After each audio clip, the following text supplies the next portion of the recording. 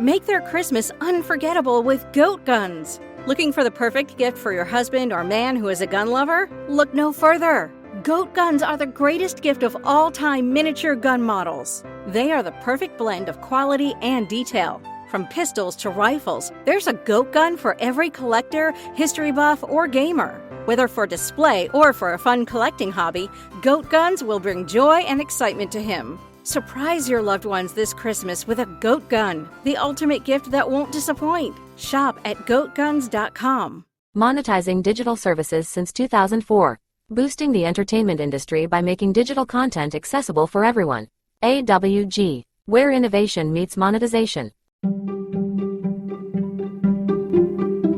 Welcome to the HCI family of podcasts. We're your source for personal, professional, and organizational growth and development. We share our own original research, explore industry trends, and interview executives and thought leaders from across the globe. Join us for practitioner-oriented content around all things leadership, HR, talent management, organizational development, and change management. Maximize your personal and organizational potential with the HCI family of podcasts.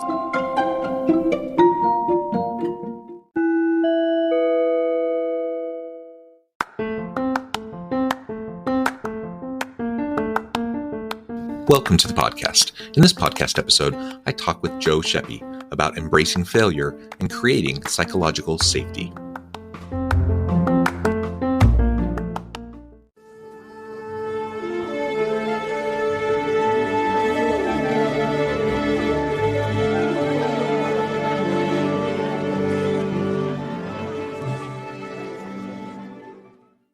Joe Schaeppi, welcome to the conversation today. Thanks, Sean. Pleasure to be with you. You're joining us from the Minneapolis area. I'm south of Salt Lake City in Utah. And today we're going to be talking about embracing failure and creating psychological safety at work. I think that's such an important topic. It's one I'm quite passionate about. I'm really thrilled to have a chance to chat with you and explore your experiences at your company around this topic. As we get started, I wanted to share Joe's bio with everybody. Joe Schaeppi is a visionary in human cognition who wants to fundamentally change the way brands and audiences connect. As the CEO and founder of Solstin, an AI-powered tool for human-centric experiences, Joe is pioneering the use of video game for cognitive assessment, opening up new possibilities for not only the gaming industry, but for mental health diagnostics and treatment. And I could go on, Joe, but I'm going to pause there. Anything in particular you would like to highlight by way of your background, personal context, or your company before we dive on in? Maybe just that this has all been a part of my life's journey. Really from early on was focused on how do we elevate human awareness? How do we do that? And it comes from, we have to be able to measure these things. So, started out working in hospitals, wanted to be a doctor, realized that about half the patients in ERs, have mental health things going on, which of 7 of 8 of those in the United States basically go misdiagnosed or undiagnosed. So huge challenge. And went into the world of UX because I was asking myself, well, how can we build experiences? How can we architect things in a way that maybe it feels like a small town in Italy where there's lots of human connection versus a gridded city in, I don't know, the United States, which is built around efficiency and cars, but not really around human beings. So went that direction and realized that it was time to go back to clinical psychology. So actually, when I was in Salt Lake City at McCann there, and interned with a woman named Dr. Sugarman, who's one of the top neuropsychologists in the US. She's based in Salt Lake, but started seeing patients, doing neuropsych evals to figure out how we can measure this stuff, and really stumbled upon play and how well play is positioned to really understand human psychology and not just understand ourselves, but also evolve who we are. I think it takes like about 500 repetitions of a thing from a cognitive perspective to be able to change a synapse. But when you're in a state of play, it's like only 10 times. So interesting. Worked as an adventure-based psychotherapist, did a lot of psych evals, and founded Solstin about 6 years ago. So we work with all the major companies in gaming, from Activision to EA to a lot of young growing companies, but helping them understand their audiences. And we're at the literal frontier of understanding human psychology. So we've been kind of the AI of that for the last 6 years. That is so cool. I'm in the education space, whether it's in a corporate setting, executive development, training and development stuff, or in the university setting, which is where I spend most of my time, training students and preparing them for the workforce. We try to use gamification components quite a bit in a lot of our curriculum, and that's been fun to play with and to explore. I suppose there's probably some gamification elements in what you're describing, but I think you're describing something a little bit different in terms of utilizing games for that cognitive assessment. Could you describe it perhaps a little bit more? Yeah, so there's a saying it's that I really appreciate and I like. It's show me how you play and I'll tell you who you are. Back when I was in Utah, I do adventure-based therapy with people. One of my favorite activities was you get like a couple, husband, wife, you put them in a canoe, the really tippy kind, not the like nice stable kind. And you say, for example, to the husband, you're going to go 45 degrees to the right and then 45 degrees to the left and end up at that spot right there. The wife's not listening to this. And then you go to the wife, you're going to go 45 degrees to the left and 45 degrees to the right and end up at the same spot. So initially they're going opposite directions. Now, in life, about 80% of communication plus is body language. It's not verbal. So you can both go in the canoe now. You're not allowed to verbally communicate. You can hand signal whatever you want. And I step back. And the tippier the relationship, the tippier the canoe. A lot of couples end up in the water yelling at each other. We were supposed to go that way. We were supposed to go that way. And now I'm getting to, not be on a couch as a therapist, but I'm getting to observe reality and I'm getting to observe what they argue. They forget that I'm there. Like I'm not even there anymore. And then I'll step in and say, hey, where were you supposed to end up? And usually they both yell and point to the same spot. And then there's this kind of look of bewilderment on their faces. And you come in and say, hey, do you ever think there's times in your relationship where you both have different ideas on how to get somewhere? And sometimes they're opposite. But if you came together and really communicated, really understood each other, it's just a straight line. And, those couples will come back the next week. They're like, oh my gosh, that solves so many problems for us. You can spend all the time you want on a couch talking through things. It takes a lot of time to change synapses and how they associate with each other. And when we play, our most authentic version of ourselves come out. So our masks, like they're called our histrionics, they go away. This authenticity comes out. It's part of the reason why there's no Mark Zuckerberg out there measuring your psychology from what you do on Instagram. It's just not authentic enough behavior. But in games, you get this really authentic behavior. Their base gets destroyed and they rebuild it really quickly. That could be predictive of how resilient that person is, which has a lot to do with psychological safety of a community. Higher levels of resilience equals safer communities. And games want safer communities. And there's 3 billion people in the world that play games every day. Only 4 billion people have smart devices. So you can kind of do the math in terms of human beings were geared towards play. There's some research showing that around the age of 30, our crystal memory continues to go up, but our fluid memory goes down. Games offer that thing that, medically speaking, in the past, we would just give these questionnaires or what we call assessments, where we're assessing things like depression, anxiety, etc. And then the patient goes away and, weeks go by, stuff happens. So with games, there's that real-time loop. And that's one of the challenges with a lot of times companies will come to us and say, we want to do gamification. And the reason why Solston works with real game companies is it is very, very, very hard to make a fun game. And that's all games are is play with rules. And a lot of people say, well, we're going to gamify it. And I said, do you have to give people reminders? So a lot of the medical industry, for example, will gamify certain things or think that they're doing that. And they still have to remind people and send push notifications to get people back into things like digital therapeutics. And it's like, well, it's not a game. It's not fun. Just because you have game elements doesn't make it a game. Game is supposed to be fun. Game is supposed to have play. So that's where Solston works with basically some of the biggest games out there. So when people are playing these games, we're anonymously understanding individuals on about 300 different psychological facets. And then we measure also things like addiction, depression, sleep quality. So we're making sure that these games are impacting users in a way that's sustainable and regenerative. The idea being is, how do you walk away from technology feeling like, wow, I got more from that experience than it took from me? So that's a key focus. And then those measurements, like we can measure things like anxiety at 97% accuracy in certain games, where like some of the best clinical assessments in the world can only do that at 85% accuracy.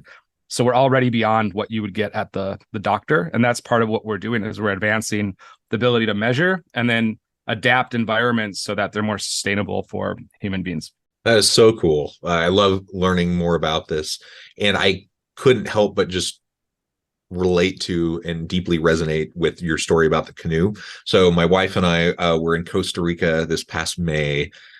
We weren't doing like a couples therapy canoe thing. Like it sounds like you were describing where that was the sole purpose. We were just doing a canoe tour, right? And we were going through these really tight spots. I'm trying to remember what the name of the trees were. Anyways, it was beautiful. It was a lot of fun. We were in one of those dual, very small dual canoes, very rocky, right? And the tour guide, he mentioned, he's like, so just so you know, people often do better when they're in individual canoes.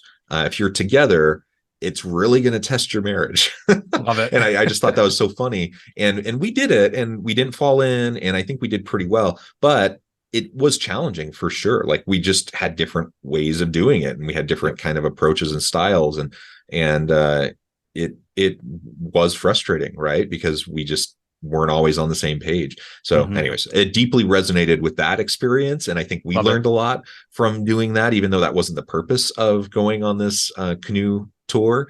And just hearing you talk about how you can use gaming to measure all these different psychological processes, I think that's super fascinating.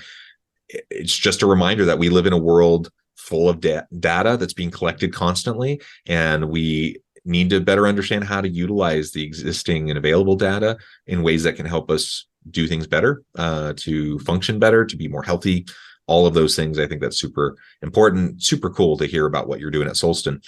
All right, I want to shift now and talk a little bit about the culture there at Solston around this idea of psychological safety. So as I introduced the topic for today, embracing failure, creating psychological safety, people might think, why in the world would you want to embrace failure? Why in the world would we want an environment where people feel like it's okay to fail? We want success. We want people to only do successful things. How would you respond to someone, a leader who takes that kind of an approach? Yes. Why is failure helpful? How can it be helpful? Why do we want to embrace failure? And then we can start to connect that to the psychological safety. Make this Christmas memorable with Goat Guns. Get the coolest miniature gun models for your collection. From historical classics to modern weapons, we have something for every firearm and hobby enthusiast. Surprise your loved ones with the gift of Goat Guns, the perfect blend of quality and detail. Shop now and spread the joy at goatguns.com. Peace. Yeah, and I think that you can't speak with one without the other. You can't really be in an environment where you can fail well without having components of psychological safety. And one of the challenges I think, especially building a company, is you're in a do or die situation. So it's very different for large corporates, like if you are Google or Facebook, things like that. This can be architected into the system, where a lot of times startups, it's you either die or you move forward. And so what we see is people that have high levels of emotional resilience are far more likely to create psychologically safe environments. And a lot of people, one of the mistakes people make is most of the time that the people that are asking for psychological safety are the most unsafe people. They're oftentimes, because we do assessments with our team, they're oftentimes the people that are causing things to be less safe. So if you think of like a little kid that's in trouble, and they're going to go to the safest adult in the room. They're not going to go to somebody who's kind of weak and meek. They're going to go to somebody who looks stable. If we think of some of the most psychologically stable people are actually pilots. If you look at the psychological evaluations of pilots, they're incredible people. There's a reason why our skies are so safe. Let's just put it that way. And these pilots have to go through evals every 2 years. And so when we think of failure, something's only a failure if the person doesn't learn. Yeah. And so culturally, I think it's interesting. Like Solston, we're a startup. We're about 70 people. We're growing, but we were rated the top 100 companies in the world to work for innovators. by Fast Company. And one of the reasons for that, I think, is we do have an emphasis on psychological assessments, but it's not what everyone is going to think. Like, there's literally a book called Against Empathy that's written by a psychologist, and the point is, how do we move towards rational compassion? A lot of people mistake empathy for compassion, where empathy is just the ability to read somebody's emotions. It's like someone like Donald Trump, not to be political, but he's very good at the empathetic skill of relating to the emotions of his audience and then using those to create an end for himself. So empathy is really a tool. It's a cognitive tool, but that compassion aspect is actually, how do we make things better for the whole? And so when we're thinking of the whole of the company, that means that we need to have values, for example, that are built around learning. So failure, for example, this is what I tell the team: it's only a failure if you didn't learn. So if we make mistakes, that's okay. That's a part of what's here. And I think it's normalizing some of these things. So what's the fabric of emotional resilience? Because not everybody has it to start with. And usually the people that don't have it are like, hey, I have some issues. This person said this thing happened. And a lot of the skills to actually talk through things with people, like we have about 25 different countries represented at Solston. And I've had times where people on both ends of the political spectrum, from different countries, from different religions, from different belief systems, get mad at another person. And the things happen. It's 2023. This is the workplace. And the reality is, hey, if we're both going to be rationally compassionate, if we're both going to be able to work through things, we have to be able to understand each other. You don't have to believe what the other person believes, but you have to be able to reach that common ground. And it's, if you take it from a point of learning, you're there to be curious and learn about the other person. And one of the things we talk about internally too is this idea of theory of mind. So a lot of people lack theory of mind. They're in a grocery store, they're really angry, something happened, and they're looking around for all the other people that should be angry too. And they're not finding other people that are angry. We tend to place our idea of reality onto all the people around us, when in fact, just like the canoe examples that we said earlier, everyone has different realities that are happening. And a lot of people say, I want more diversity. I want more diversity. Well, diversity comes with different realities. And typically the people that want more diversity want more diversity, but people who think like them. And so that's not what we're going for here. We want people that think in different ways, that come to things from different perspectives. So I think with failure specifically, it's creating a culture where we are on an adventure. I like it's like the Shackleton, quote that's like, men wanted for a journey, certain failure, compensated if we make it back alive. And I think a big part of it from the beginning is setting people up with clear expectations. Like in our case, like you're joining a startup. We're a well-funded startup, but we're still a startup. And so there's certain risks that come with that. Do you want to do that or not? And some people think, yeah, like that sounds great. But then they come into the company and they realize, oh, this is very different than working at a big company. And we assume risks with everything. Like when you work at a very big company, you assume the risk that you're probably not going to have a lot of impact. You're probably not going to work on really interesting things every day. If you get lucky, maybe one of your products makes it to market in 3 years from now, something like that. It's when you work at a startup, what you use will be scrutinized, will go into the market. And when people adopt that learning mindset, and I think it goes back to the fix versus mastery type thing. So we interview for that. We look at, do people have a mastery based mindset or a fixed mindset? Because if you want to have a culture where failure is okay, and you want to have a culture that's psychologically safe, you have to have people too that have a mastery based mindset where they're willing to go into, whether it's a difficult conversation or whether it's their own failures at the job, from a point of learning. And once we unlock learning, there's no such thing as failure. And that's what we kind of have as a principle for the company. You're only failing if you're not learning. Yeah. Well, and we should also say, like, nobody wants catastrophic failures. I mean, there's failure and then there's failure. So, a lot of times we talk about falling forward, failing fast, iterating rapidly, right? And so in each of those cases, failure is not failure. It's learning, it's growth, it's Yes. hypothesizing, it's testing, it's iterating, right? Yep. But I think a And lot of people go ahead. they struggle with even that. Mhm. Like I had an employee that said this needs to be perfect. Right. And there's a modern saying that comes from like modern psychology that's not totally accurate, but it's like perfectionism is a trauma response, or Mm. I'm a recovering perfectionist is a quote unquote. And really, real trauma is a whole different thing, clinically speaking. But Mhm. when we do look at people that tend to be perfectionists, they are guarding insecurities, is what's happening. Yeah. And so, yeah, exactly. Like even the Hayward culture of failing forward, you will see a lot of people get challenged with that. So when I used to coach UX people, and some of the past people that some of them work for us still at Solston here. But I'd say, hey, we need to work on XYZ. And I can tell they're a perfectionist.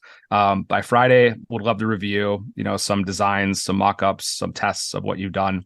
And then I wouldn't even look at it, and I'd crumple it up and throw it in the bin or have them put in the trash can on their computer.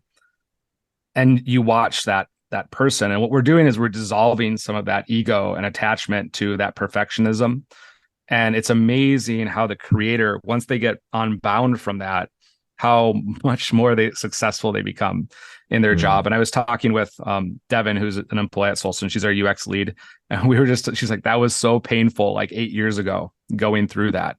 And it's a lot of times when people are, more junior in their career and haven't gone to that destruction rebirth sort of process in terms of creation, that I think they get caught up in the failure cycle. But yeah, you're absolutely right. There's that, but I don't think many companies are actually good at it. I don't think a lot of people are good at, we can all agree on, yeah, like let's fail forward. But a lot of people in terms of implementing it and the efficiencies and then educating on the learnings, especially that part, we see organizationally, because we work with a lot of different companies. I mean, we work with like Peloton, we work with all these game studios. And I think when you look at company culture, they can agree on a value set, but then it's like, are you good at taking those failures, turning them into learnings, and then pushing them across an organization in a way where other people get to take part in those learnings? A lot of companies struggle with that. Yeah. I mean, closing the loop in the first place is really hard, and it's something a lot of people just don't do. So the whole point of embracing failure is it's not failure if you learn. That means there has to be a feedback loop, and there has to be a dissemination loop. Like there has to be mechanisms to share. And a lot of organizations, a lot of leaders just aren't good at that. I know one of the things you talk about at Solston is making failure easy. Can you talk to that a little bit more? I mean, this plays back into the psychological safety piece. How do we make failure easier, especially if people are, let's say, for example, younger in your career, you're trying to prove yourself, you're trying to, establish yourself and your credibility. It's very tempting to only put forward the successes to make you seem brilliant, but how do you make that failure easier, I guess, and so people can start to lean into that? Yeah, I think there's two parts to that. And this is what's tricky for organizations. One is on the values and principles of the organization. So, when a person goes out, works on something, and it's a lot easier to do this on the product side of the company than on the growth side of the company. So if you fail, if your numbers are not there on the sales side, they're not there. That's what it is. And so failure has a different veil, I think, on the growth sides of companies than it does on the product side of companies. But from a value perspective, what we encourage teams to do is we put this on the team leads. We say, sit down with your team, talk about the 3 to 4 peak experiences that they've had at the company and the 3 to 4 worst experiences that they've had at the company. Now, create values around those things. So what were the values present during those peak experiences? And what were the values that weren't present during the bad experiences? So was it being misunderstood? Was it not feeling heard? Was it something like that? Well, what's the opposite of being misunderstood? Feeling understood. Okay, do that with your team. And now look together at what your value set is as a team, because values basically give us guiding pathways for our teams to really grow and be nurtured well. And that sets teams up for success. And that's where they know this is the kind of crayons that we can play with and colors we can play with. And that really allows for those sort of risk-taking things to happen. And then they know kind of how things are going to play out based on that. And it should be on the teams. Now, easier said than done. Reality is messy. Some leads are much better at it than other leads. And I think as an executive, it's our job to go in and then go back and work with those leads. It's not to jump in and tell those leads what to do, because they're going through that process too. So I think that's one.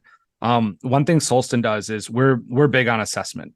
So up front, when people come to Solston, we look at, well, what are the traits that we see predict successful engineers, for example, at Solston? Like, one of them is high levels of straightforwardness. When we interview for these things, it helps the sort of integration, and we actually do psych assessments for these. It helps with integration, and specifically if we think of things like emotional and psychological resilience. I think a lot of people like the idea of joining a startup. Ooh, I get lots of equity. Ooh, I can take part in the upside. There's all these amazing stories of the first 1,000 people at Facebook all became millionaires, and these sort of things. People like the idea of that, but then the reality of that is either you have to two things.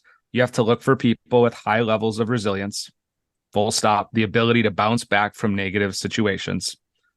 And on top of that, you have to have systems that can help create that.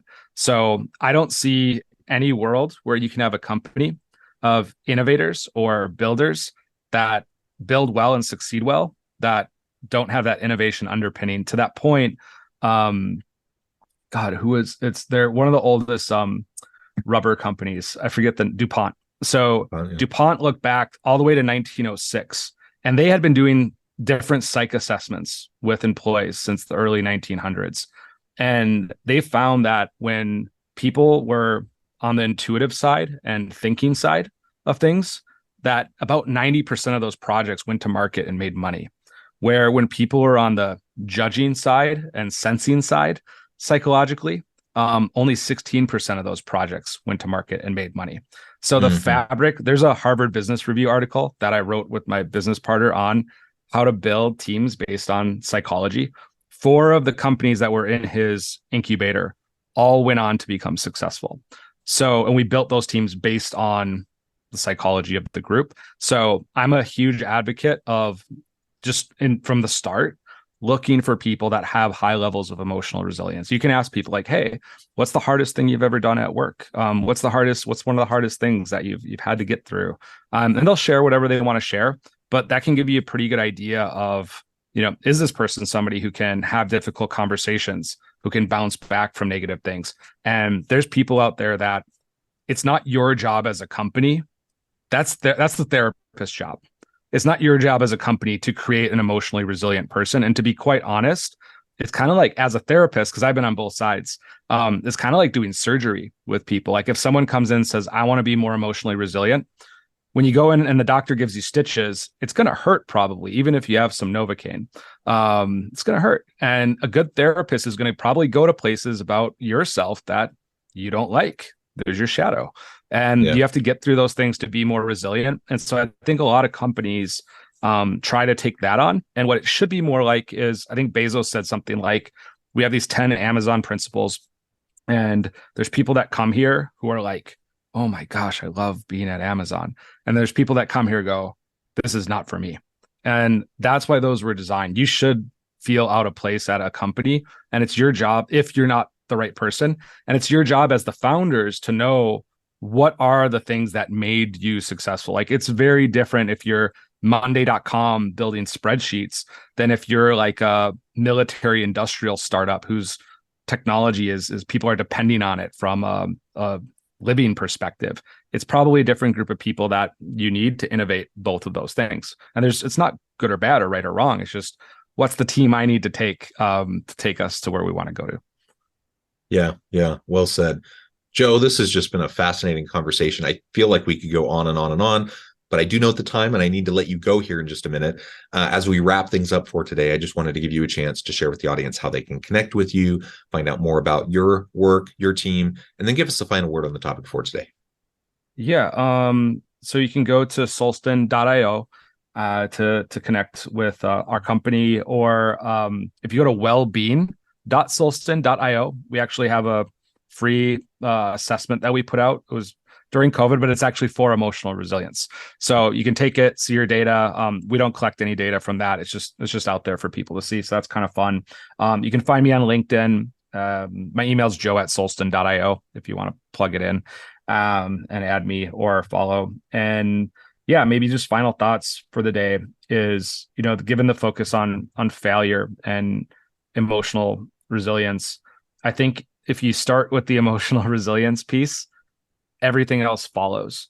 So, the Harvard Business Review article that we wrote that touches on psychological safety and some of that psychological safety. And I think maybe this is for everyone listening, an important note is it's the outcome of resilient teams.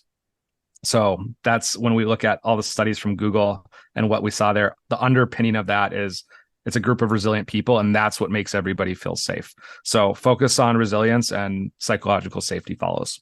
Wonderful. Yep. Wonderful. Joe, thank you so much. It's been a real pleasure. I encourage the audience to reach out, get connected, find out more about what Joe and his team can do for you. And as always, I hope everyone can stay healthy and safe. That you can find meaning and purpose at work each and every day. And I hope you all have a great week.